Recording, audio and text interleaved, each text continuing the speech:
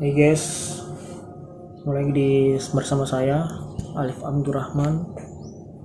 Ini di channel YouTube. Aku pada hari ini pengen ngebahas suatu hal yang penting sebenarnya. Tapi ada yang di pikiranku ini yang mau gue lampiaskan di video ini, yaitu tentang gue lagi bingung akhir-akhir ini mau konten apa, mau bikin konten ngebahas apa. Dan waktu gue udah bikin kontennya ngebahas tentang ini teknologi, pada gue pengen hapus karena ngerasa gak cocok kayaknya aku ngebuat, jadi dihapus aja dah. Tapi karena udah aku orangnya itu kepikiran terus tentang apa yang mau gue bahas, gue lebih memilih untuk ya udahlah, bodo amat dengan apa yang gue pikirin. Mendingan gue langsung konten aja, ngebahas apa, ngebahas apa yang gue tahu lah. Gue pengen diskusi aja sama teman-teman, sekaligus gue pengen memperlancar public speaking gua. Ini juga aku juga bingung mau ngomong aku atau apa. Selalu kepikiran juga ngomong gua atau aku. Ya, aku udah gitu lah. Mungkin gitu aja kah konten ini. Selesai. Kita mau lanjut. Yang jelasnya teknologi ini nggak mau gue bahas. Karena aku itu suka dengan teknologi pada hari ini perkembangannya yang saya perhatikan, yang saya pantau lagi kencang-kencangnya perubahan, benar-benar drastis perubahannya. Tapi mirisnya negara Indonesia masih pelan atau alias lambat menyerap perkembangan teknologi pada hari ini. Bahkan bukan jadi pemain, kita cuma jadi pasar. Kita dijadikan pasar mau dari YouTube, Facebook, Instagram. Jadi kita cuma jadi pasar di situ. Bukan kita yang jadi pemain yang membuat. Itu mirisnya sih. Padahal kalau dipikir-pikir, Indonesia ini menurutku kaya.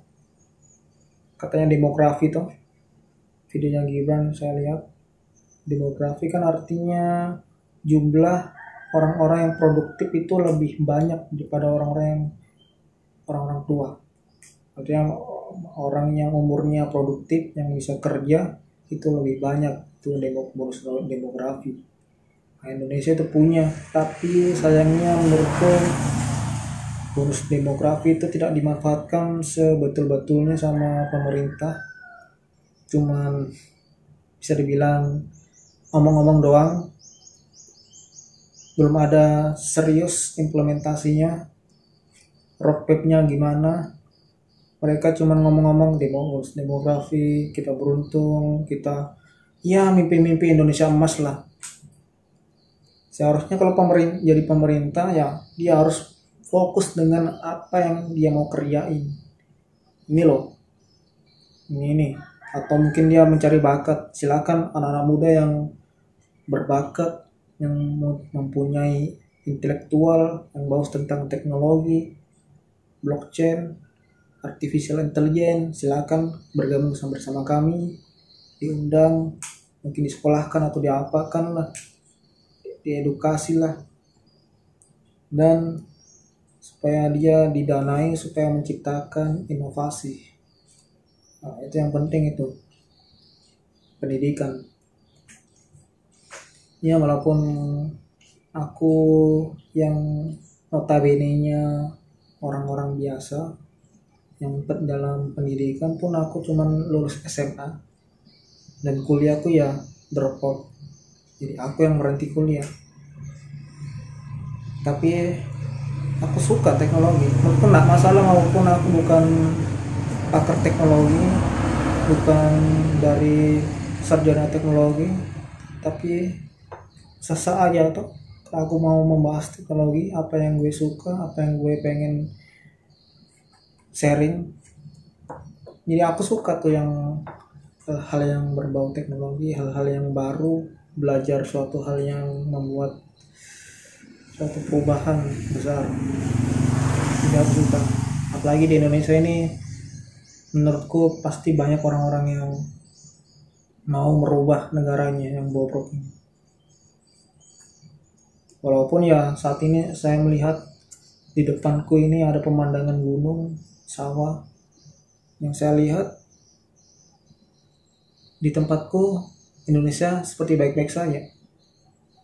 Tapi secara di media banyak sekali pemberitaan tentang hal-hal yang negatif, tentang Indonesia gelap lah, kabur aja dulu lah, atau menteri-menteri yang kinerjanya blunder, bahkan dipertanyakan para menteri ini kerjanya apa. Bahkan saya juga melihat transaksi judi online yang bukan main, sampai ribuan triliun, 1000 triliun lebih, korupsinya juga ribuan triliun.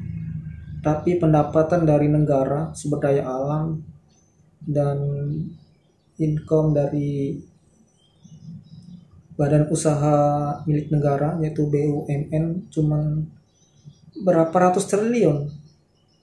Jadi ketimpangan dari pemasukan yang kebobolannya itu sangat-sangat jauh.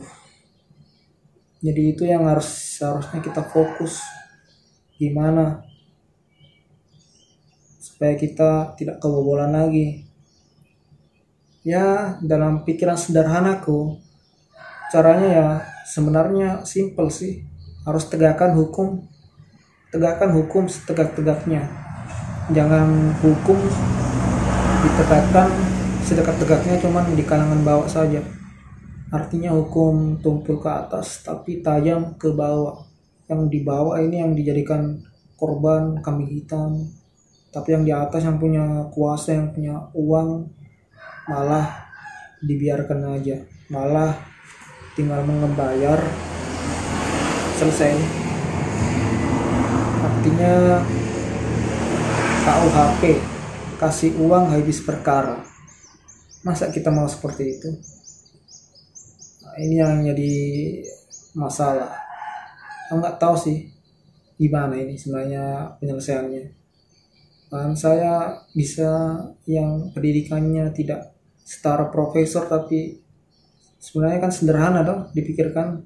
Tapi kenapa orang-orang yang pendidikannya S2, S3, profesor, doktor, insinyur, dan sebagainya itu malah tidak bisa merubah, tidak bisa mengeluarkan narasi yang bagus, yang berefek untuk merubah. Padahal notabene-nya mereka kan yang menduduki jabatan mungkin lebih tinggi gelarnya, profesor, sarjana, atau piala-pialanya, piagamnya mungkin banyak mereka. Tapi kenapa sih mereka tidak bisa mengelola negara ini dengan baik? Tapi malah kebanyakan kasus korupsi, kasus inilah, kasus itulah. Jadi pemberitaan itu kayak saya sebagai masyarakat pribadi, yang mungkin teman-teman juga merasakannya, masyarakat udah kayak bodoh amat negara. Kita susah nyari kerja, kita susah cari cuan, susah pokoknya. UMR, bahkan UMR Indonesia itu yang masih rendah, kalah lah dengan negara-negara lain. Padahal kita secara sumber daya, karena demografi juga, usia produknya banyak tapi miris banget, tidak bisa dimanfaatkan. Dan bahkan kita merasa susah di negara kita sendiri, tidak dihargai. Orang-orang yang saya lihat di pemberitaan itu banyak orang yang notabene-nya cerdas, ada inovasi yang dia buat, tapi tidak dihargai. Jadi itu yang membuatku kayak miris. Ya menurutku harus pemerintah ataupun kita semua harus juga bisa melek, baca situasi. Walaupun saya memang sebenarnya, walaupun saya bikin video ini bicara tentang politik dan ide-ide, kayaknya sih ya tidak ada perubahan, ya gitu-gitu aja. Karena yang bisa merubah kan pasti orang-orang yang berada di posisi itu. Itu yang saya bingungkan. Kalau menurut teman-teman gimana caranya supaya Indonesia ini Indonesia emas? Itu yang bikin aku pusing juga, kompleks pikiranku. Tapi ya begitulah, saya pusing, mungkin teman-teman juga pusing melihat videoku. Ya terima kasih sudah menyimak. Assalamualaikum warahmatullahi wabarakatuh.